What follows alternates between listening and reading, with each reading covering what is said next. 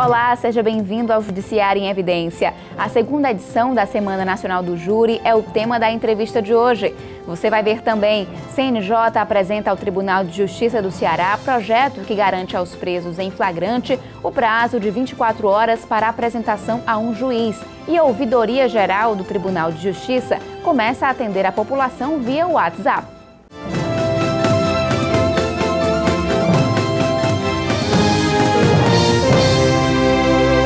O Conselho Nacional de Justiça apresentou ao Poder Judiciário cearense o projeto Audiência de Custódia. O objetivo é garantir que presos em flagrante sejam apresentados a um juiz no prazo de 24 horas. O juiz auxiliar da presidência do CNJ, Luiz Geraldo Lanfred, foi enviado para apresentar o projeto no Tribunal de Justiça do Ceará. Ele falou sobre a experiência do estado de São Paulo, onde já houve a implantação. Também destacou a importância da iniciativa, que pode reduzir a superlotação nas penitenciárias brasileiras, onde 42% dos presos são provisórios, ou seja, aguardam julgamento. O magistrado explicou ainda que a participação do Ceará nessa iniciativa é estratégica. O Ceará, na verdade, sempre se notabilizou por algumas soluções voltadas aí ao oferecimento de modelos úteis para o sistema de justiça criminal. Foi o primeiro estado do país a implantar as chamadas varas de execução de penas e medidas alternativas e não poderia ficar atrás, portanto, também da discussão deste modelo que vem justamente para rediscutir os rumos da justiça criminal no Brasil. A presidente do Tribunal de Justiça do Ceará, desembargadora Iracema Vale, ressaltou que o projeto do CNJ vai trazer benefícios à prestação jurisdicional no âmbito penal. A garantia que todos possuem de serem ouvidos por um juiz imparcial não pode ser postergada para o momento do processo se o direito de liberdade já se encontra restringido antes mesmo de instaurada a ação penal. É imprescindível que os postulados da ampla defesa e do contraditório sejam contemporâneos ao momento em que a liberdade já se encontra restringida. A audiência de custódia, a meu ver, cumpre exatamente esse papel. Durante o encontro, a chefe do Judiciário cearense ainda assinou portaria designando o grupo de trabalho para auxiliar na implantação do projeto no Ceará. A equipe será coordenada pela desembargadora Francisca Adelineide Viana e contará com a participação de 4 juízes. Entre eles está Kleber de Castro Cruz. O projeto da audiência de custódia, um dos modelos é o Estado de São Paulo. Nós faremos a adaptação para a implementação do Estado do Ceará às nossas peculiaridades. A audiência de custódia é um projeto de iniciativa do CNJ, vai ser abraçado pela Justiça do Estado do Ceará, é o entendimento da nossa presidente, de que nós temos que avançar também nessas garantias no momento em que a pessoa é detida por um estado de flagrância. O projeto vai começar por Fortaleza para depois ser levado ao interior do Ceará. Os juízes da capital comemoraram a iniciativa. Todos estão convergindo de mãos dadas, visando abraçar esse projeto que talvez venha a se constituir de futuro num projeto onde a um só tempo se trabalhe uma melhor política do não aprisionamento, mas sobremodo também e de forma frontal se acabar de vez com o excesso prisional no sistema regular de encarceramento e também das delegacias de polícia. O que ocorre hoje? Ele é preso, encaminhado para o presídio, muitas vezes só tem contato com o juiz 26 meses depois do fato. E isso dificulta a apreciação da legalidade dessa prisão. Participam da audiência de custódia um juiz, um promotor, além de um defensor público ou advogado. A audiência de custódia já é determinada pelos tratados internacionais a qual o Brasil já referendou. Portanto, nós estamos imbuídos desse objetivo de tratar a audiência de custódia como uma necessidade, tendo em vista que a maioria dos presos hoje no nosso sistema são presos provisórios que poderiam realmente estar cumprindo outra medida ou mesmo a esperar o seu julgamento em liberdade. O secretário de Justiça e Cidadania do Ceará, Hélio Leitão, afirmou que o Estado vai apoiar o projeto, considerado essencial para mudar a situação de superlotação dos presídios. Onde quer que se implantou essa experiência, temos experiências semelhantes em São Paulo, no Rio, no Maranhão, o que se vê é a redução do encarceramento em até 40%. Isso são os índices apontam esse percentual, de modo que a médio prazo já pensamos ter, então, um índice prisional, pelo menos um excedente prisional em níveis suportáveis. De modo que essa iniciativa merece todo o apoio da Secretaria da Justiça e Cidadania, merece o apoio da sociedade civil e que o cárcere fique para aqueles que realmente merecem ficar encarcerados. O compromisso do Estado com o projeto Audiência de Custódia foi reafirmado pelo governador Camilo Santana. Ele recebeu a presidente do Tribunal de Justiça e o juiz Luiz Geraldo Lanfredi no Palácio da Abolição. As visitas do CNJ ocorreram no dia 7 de abril. A Ouvidoria Geral do Tribunal de Justiça do Ceará agora passa a atender também via WhatsApp e mensagem de texto. A iniciativa é pioneira no Brasil e visa ampliar os canais de comunicação com a sociedade. A tecnologia a serviço da praticidade. Com apenas um clique, é possível ter acesso rápido e sem custos à equipe da Ouvidoria da Justiça Cearense. A ideia inédita de utilizar um aplicativo de mensagens como ferramenta de comunicação foi implantada em março deste ano. As ouvidorias, elas entram aí, neste momento, como um termômetro. Ela vai servir de um canal, ela vai ligar a esse pessoal, o público interno, que são os juízes e os servidores, e também o público externo, que são as pessoas que têm processo, e a administração.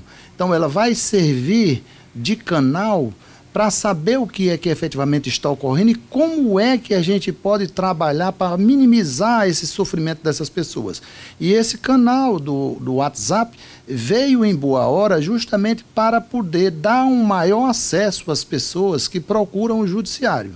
O serviço está disponível 24 horas pelo telefone 87781426. O DDD é 85. O número também recebe chamadas durante o horário de expediente do tribunal. Outro canal criado foi o e-mail ouvidoriamulher@tjce.jus.br, voltado exclusivamente às mulheres vítimas de violência doméstica. O desembargador Raimundo Donato explica que o objetivo é oferecer mais um suporte para mulheres que buscam informações sobre processos na justiça. A ouvidoria, ela entra aí para dar um suporte aos juizados, tanto do Juazeiro do Norte como o juizado da capital. Tem um e-mail específico, que é o Ouvidoria Mulher, que ela também pode procurar, pode endereçar, né, os seus reclames. E tem também um telefone fixo, ela querendo se dirigir também ao TJ.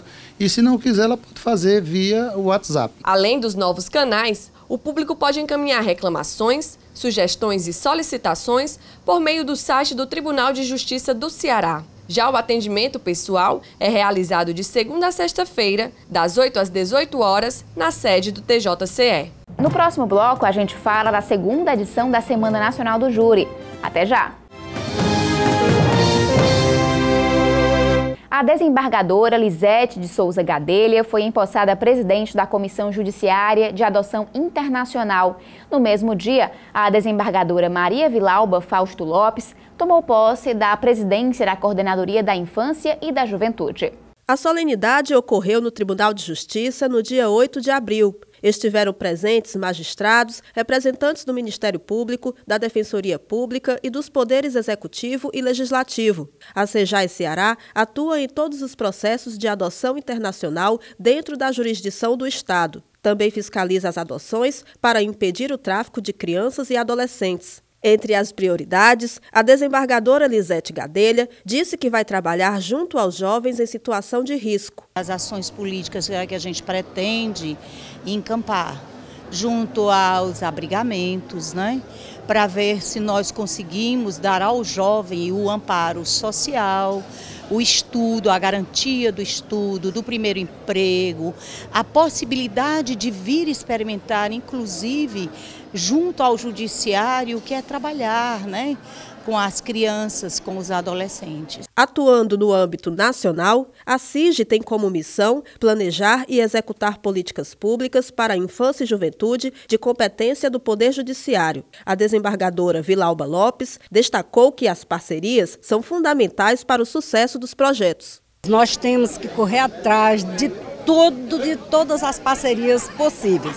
Eu falo executivo porque a gente está assim, num contato muito rico, muito generoso, né, do governo. A vice-governadora está sempre presente nas nossas reuniões com o mesmo interesse, uma demonstração, né, de resolver o caos que se instalou com relação aos centros educativos. Podemos ter, né, junto ao tribunal, parcerias, eu acho que em diversas áreas, tanto nessas ações de prevenção e desde as questões relacionadas, por exemplo, à adoção, como também nas questões relacionadas à adolescência. E aqui um dos pontos que eu destaco como um grande desafio que vai exigir essa parceria forte é a melhoria do atendimento aos jovens que estão sob medidas, cumprindo medidas socioeducativas. A segunda Semana Nacional do Júri começa no próximo dia 13 e vai até 17 de abril. Em todo o país, 3.142 processos serão levados a julgamento. Para dar detalhes sobre a mobilização no Ceará, estamos recebendo Kleber de Castro Cruz, juiz auxiliar da Presidência do Tribunal de Justiça. Seja bem-vindo. Obrigado. Doutor Kleber, aqui no Ceará, quantos processos serão levados a julgamento durante a Semana Nacional do Júri? Bom, nós temos agendado 273 processos, sendo 29 na capital, 244 no interior do estado. Esse projeto é da iniciativa do Conselho Nacional de Justiça e aqui no estado do Ceará está sob a direção da desembargadora Francisca Adelineide. Doutor Kleber, quais critérios foram analisados para a inclusão dos processos nesse mutirão? Bom, nessa segunda semana, porque já é uma edição, a primeira foi no ano anterior, os juízes eles tiveram a possibilidade de avaliar quais seriam os processos que eles iriam colocar como prioritários. Um dos critérios é a questão cronológica.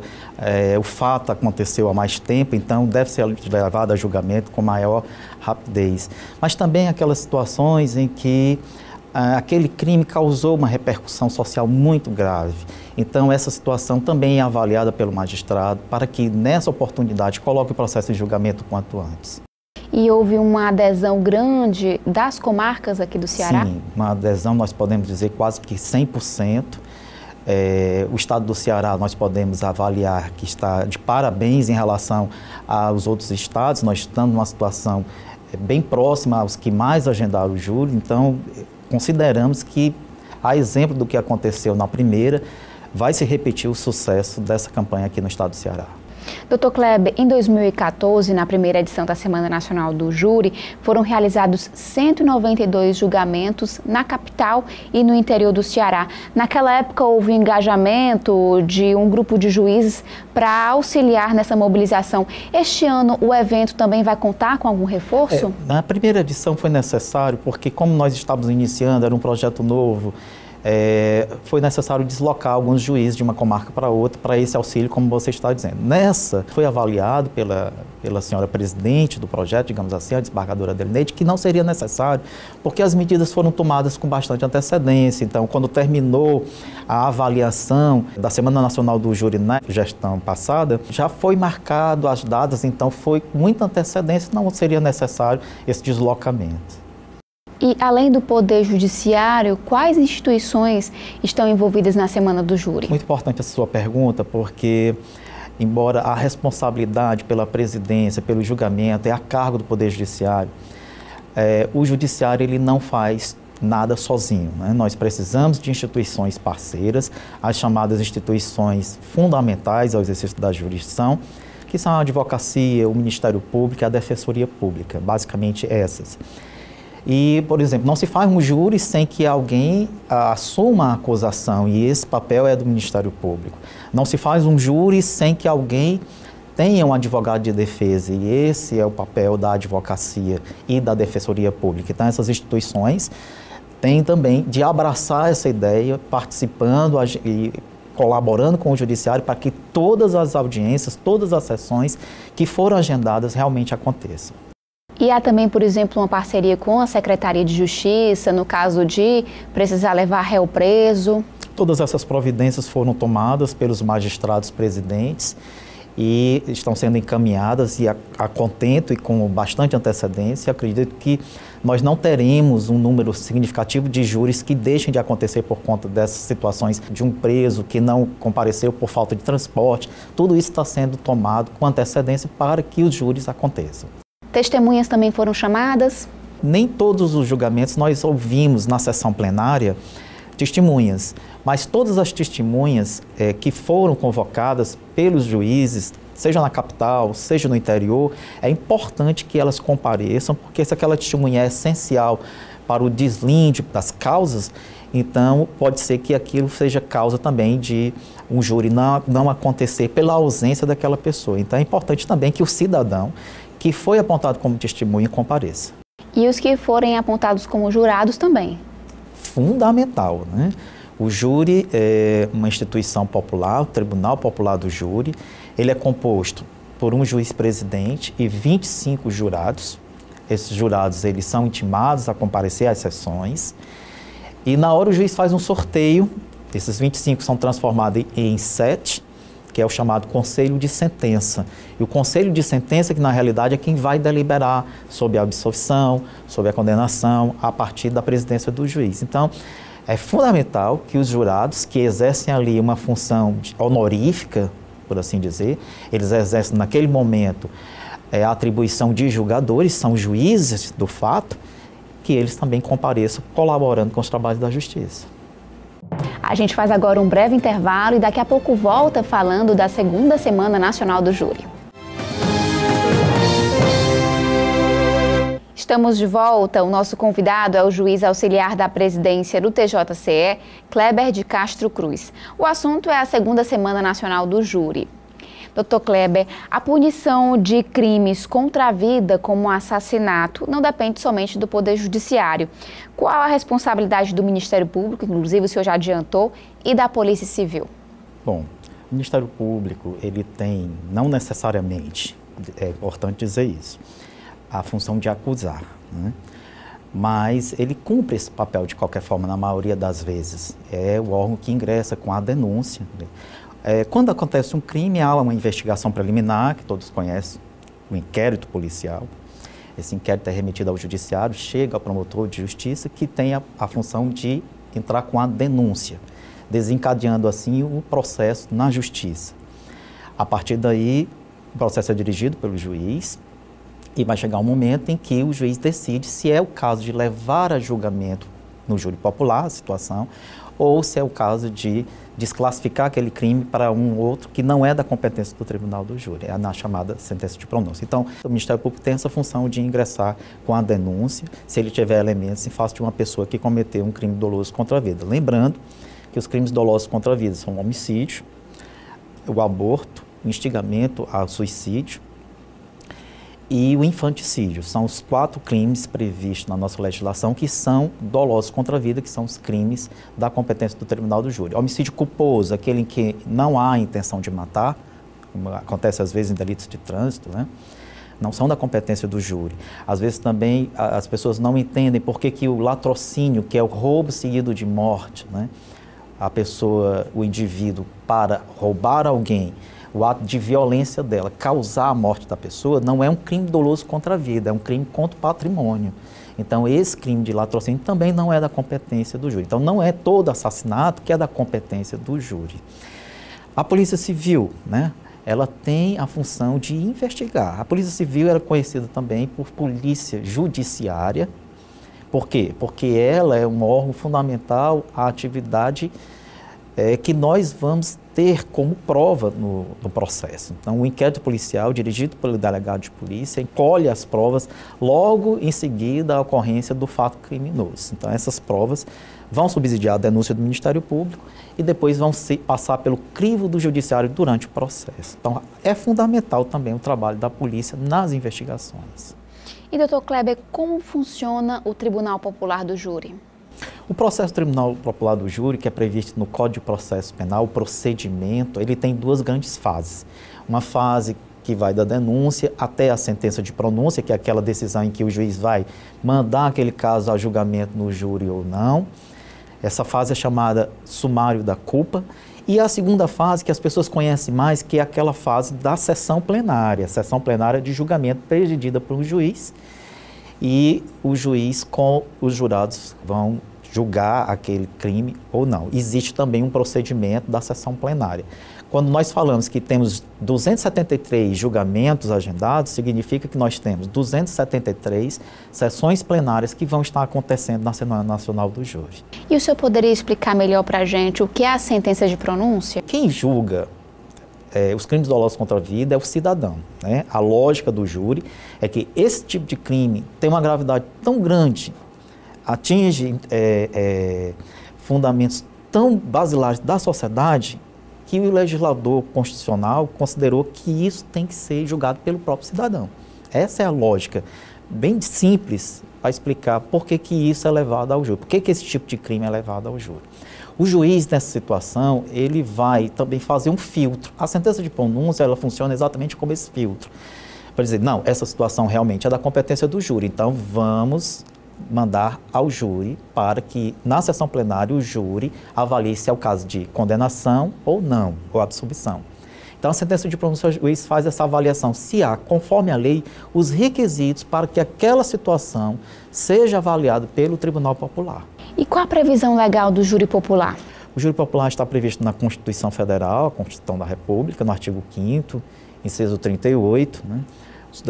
A competência privativa para os crimes dolosos contra a vida é do Tribunal do Júri, de forma que, como está previsto na Constituição Federal, não poderia o legislador infraconstitucional, por exemplo, criar uma competência diferenciada, dizer, por exemplo, que esses crimes fossem atribuídos a uma outra espécie de jurisdição. Então, a própria Constituição é quem diz que os crimes dolosos contra a vida são da competência do júri popular.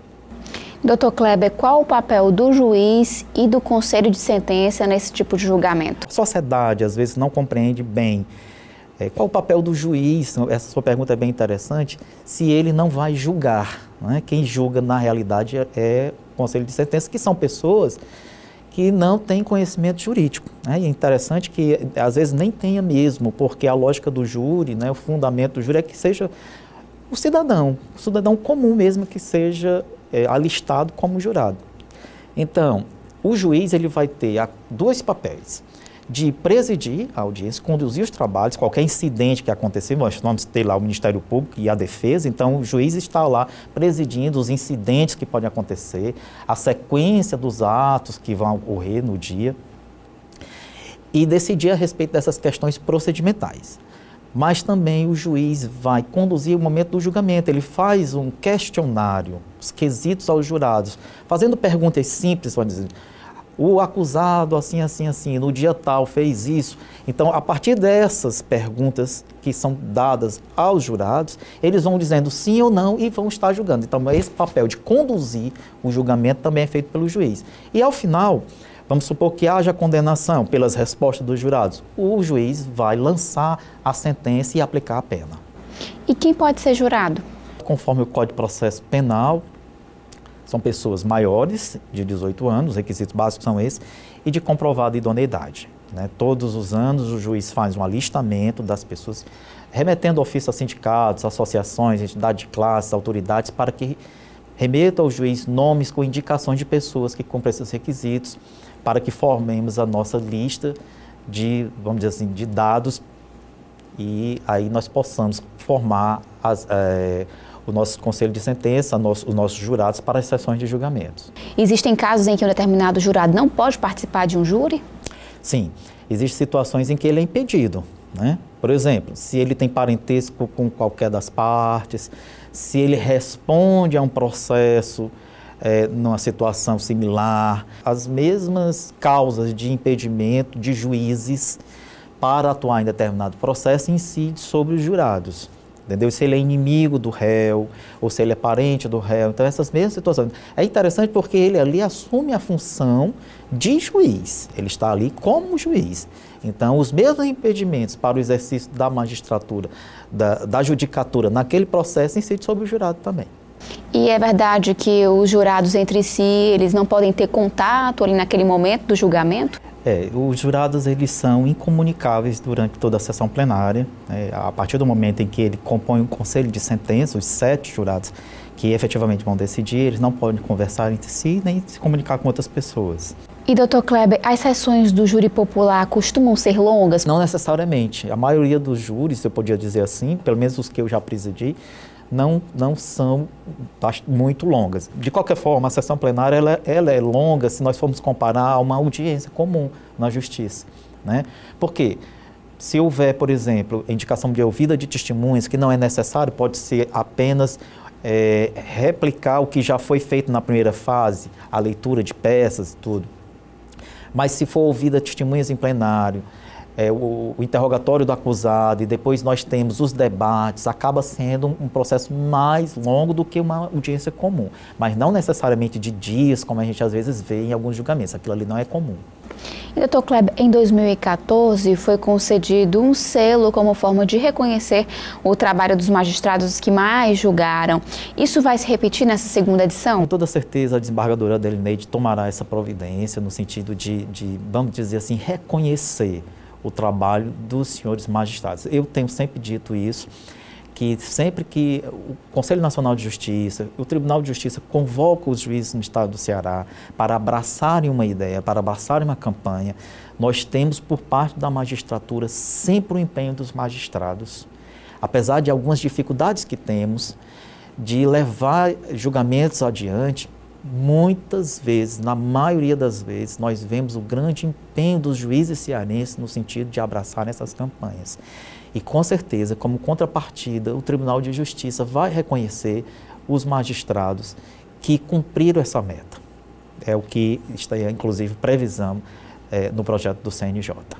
Eu conversei com Kleber de Castro Cruz, juiz auxiliar da presidência do Tribunal de Justiça do Ceará. O assunto da entrevista foi a segunda Semana Nacional do Júri. Obrigada pela presença. Eu que agradeço. O Judiciário em Evidência fica por aqui. A gente volta a se encontrar na semana que vem.